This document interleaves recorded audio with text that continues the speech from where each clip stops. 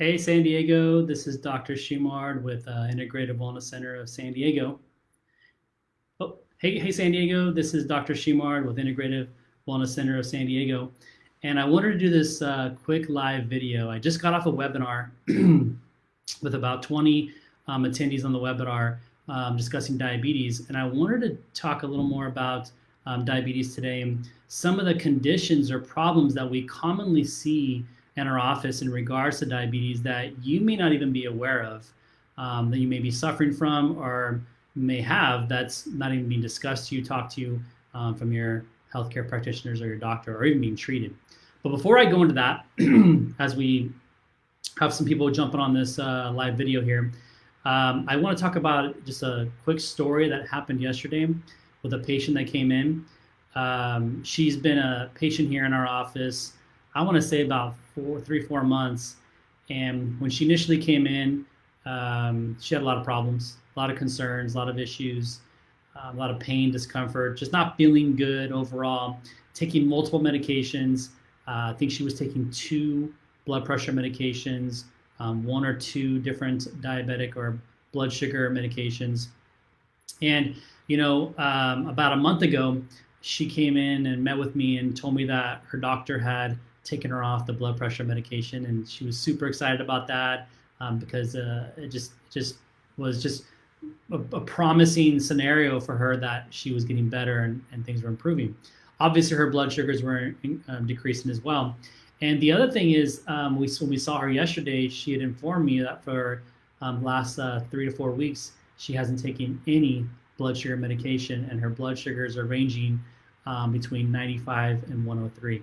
So that's incredible information. These are the types of things that we see every single day in our office. It's really fun to see these patients go through this transition and moving past the traditional avenues of taking medication for their blood sugars and just living this poor quality of life and increasing the risk of multiple complications, which is one of the reasons why I wanted to do this video for you today, because one of the common things that I see in our practice for individuals who are dealing with diabetes have underlying gastrointestinal problems or digestive issues. Now, I don't mean symptomatically. Not most of the people that we take care of don't have digestive symptoms. They don't have stomach pain, bloating, gas, nausea, diarrhea, constipation. They don't have those things. There are some that have them, and they're taking medications for that. But a majority of them don't have that. But when we do a comprehensive analysis on these individuals, what we find is that they truly do have underlying GI problems. They just are not aware of it. They haven't been analyzed and looked at appropriately. They've been analyzed as a diabetic, meaning, okay, you have diabetes, so here's your pharmaceutical drugs. You got to take this twice a day, 500 milligrams of metformin, or because they have high cholesterol or whatever. Those are just symptoms of the disease, and they're given medications to try to lower those symptoms or to lower the overall what it looks like on a blood test. So in regards to the digestive tract, we'll see individuals who have infection patterns. They may have bacterial overgrowth. They may have parasites. They may have yeast. They may have other types of underlying problems, what's called dysbiosis, where their good bacteria is lessened, so leaving them vulnerable to these types of infections, leaving them vulnerable to the inability to absorb their food, digest their food appropriately. And over time, as they're taking more and more of these medications, as they're eating inappropriately, eating foods that is causing immunological reactions, just the body, the gut starts to break down.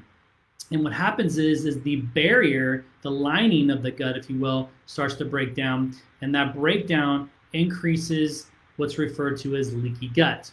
Now, if you've never heard of leaky gut, which is, many people have not, I'm going to explain to you in the most easy kindergarten way, if you will, of what leaky gut is, so you understand that and where it really stems from and how it can influence your diabetic condition.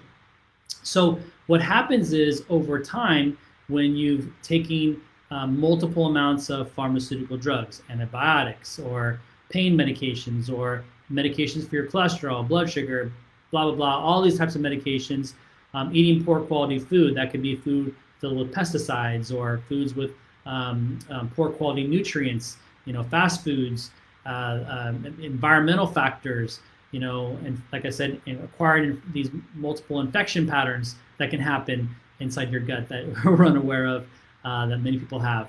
I mean, I've seen individuals in my office have, just the other day, the analysis showed 2 bacterial infections, yeast, and 3 parasites. I mean, think about that. That individual had a ton of problems going on in there in their gut, and they had no clue. They had no symptoms, no problems, but it was causing other issues in their body to just cause dysfunction.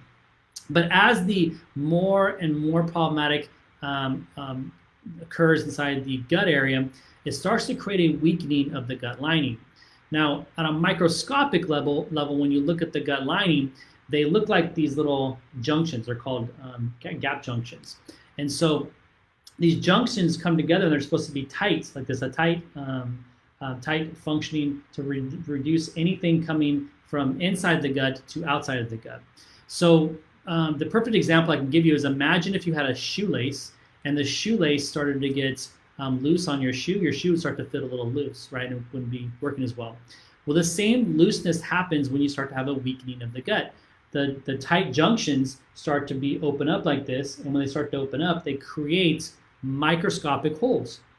And these microscopic holes are not going to create bleeding or anything else going on in there, maybe a little bit, but not like these huge gashes in your gut where you're going to bleed out type of thing.